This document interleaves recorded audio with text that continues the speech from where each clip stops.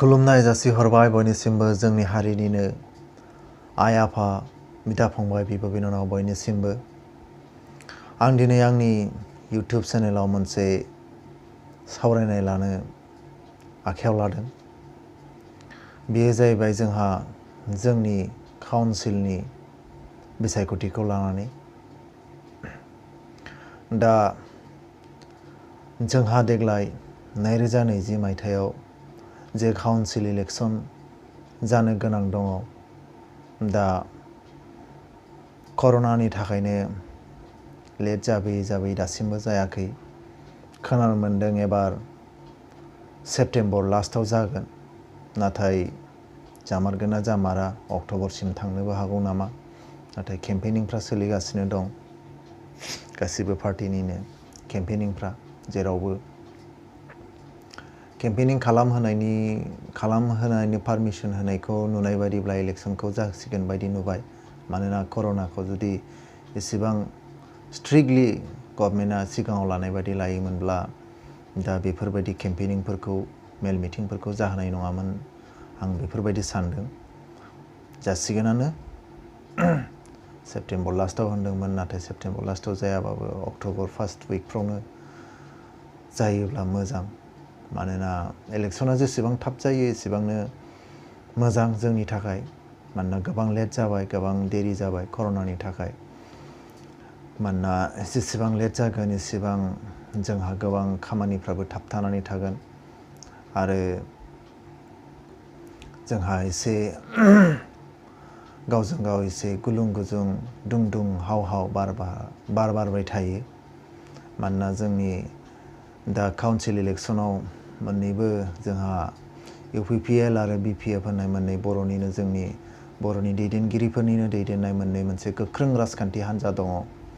दा मोननै हान्जानिबो बिथांमोननि सोद्रोमाफ्रा सोरबा एसे मोननैबो हान्जायाव सोरनिबा हान्जायाव सोरबा एसे माने गरम सुबुंफोर थायो, जायनि थाखाय नांलाय खमलाय मालाबा जायाबाबो जानांगौ जानानै फैयो।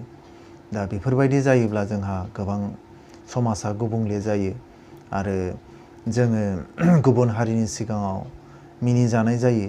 मानोना इसेबां मानसि थैग्लुंनानै इसेबां गोबाव सोमावसारनानै दिनै जोङो जाखिनि BScनिफ्राय गोदो BScनिफ्राय BTC मोनबाय, दा आरो गोदान मोनसे थार्ड टाइम सुक्ति खालामबावबाय जायखौ BTR होनदों। दा जेखियानो जाया BTC BTR काउन्सिलनिनो इलेक्सन जाहैबाय। दा जोङो गाव गावनि भटखौ गाव साननानै जायहा जायखौ मोजां मोनो बिथांमोनहा जाय पार्टिखौ मोजां मोनो बिथांमोनहा गाव गावनि मोजां मोननाय हान्जाखौनो भटखौ होबानो जाबाय, जेराव बेवहाय जेबो नांलाय खमलाय खालामनांगौ दरखार गैया। आरो जोंहा मोननैबो हान्जानि दैदेनगिरिफ्रा केन्डिडेटफ्रा बिथांमोनहा आरो मावथिफ्रा बिथांमोनहा गावसिनि हान्जानि गावसिनि पार्टिनि जे बुंनांगौ खोथा बेफोरखौ बिसोरो दा केम्पेनिं समाव मेल मिटिङाव बुंखागोन। जों रायजो राजाया गासैनिखौबो खोनासंबानो जाबाय आरो जों रायजो राजायाथ' गासैनिखौबो खोनासंखायो। आं नुनायाव मोजाङानो, जोंनि रायजो राजाफ्रा दा आरो साबसिन बुजिनासिन जाबाय आरो जाहाथे नांलाय खमलायखौ जाया आं बेखौनो बयनिसिमबो आर'ज गाबहरबाय। मानोना नांलाय खमलाय जायोब्ला गोबां गामियाव माने समाजाव गुबुंले थासारि सोमजिनो नागिरो आरो जोंहा गुबुन हारिजों मिनिजानाय, गुबुन हारिया जोंखौ मिनिखोमानो सुबिदा होनाय बादि जायो। मानोना हाजारखि होन, मानोना बियो जोंनिनो सम्पति, जोंनि काउन्सिला जिखुनु मोननै हान्जानि जायखि देरहानानै जायखि सालाया जोंनि हारिनिनो सम्पति। जोंनो बे काउन्सिलखौ मोजाङैनो मोजां सालायलांबाय थानांगोन। बिसायख'थियाथ' जाखागोन, मानोना डेम'क्रेसि कान्ट्रि, बयहाबो गाव गावनि डेम'क्रेसियाव गाव गावनि गोसो बायदियै इलेक्सन गेलेनो हानायनि मोन्थाय दङ।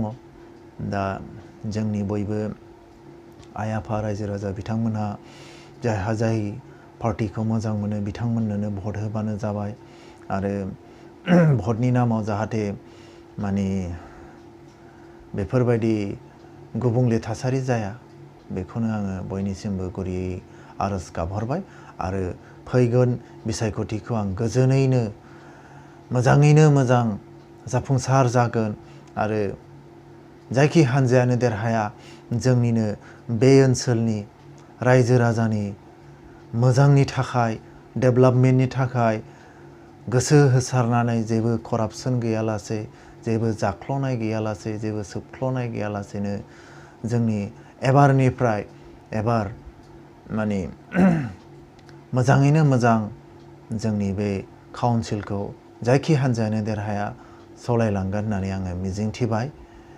एसेनोसै गोजोन्थों जै बर' हारिनि खुलुमबाय।